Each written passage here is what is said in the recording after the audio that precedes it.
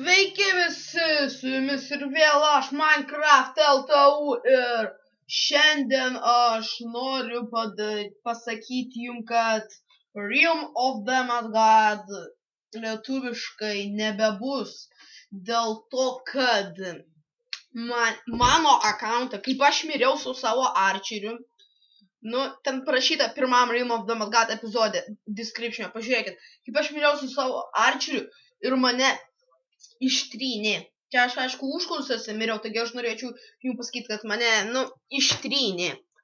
Grinai ištrynė mano akauntą ir tipo, kad aš esu cheateris, bet vienas dalykas, kad mane paskundė mano kaimynas, tipo, kad aš cheatinu, dėl to, kad jisai buvo paladinas ir aš gavau geresnį itemą negu jisai, ir jisai pasakė, kad aš esu cheateris. Nors tą itemą jisai galėjo gauti lengviausiai, jeigu tik būtų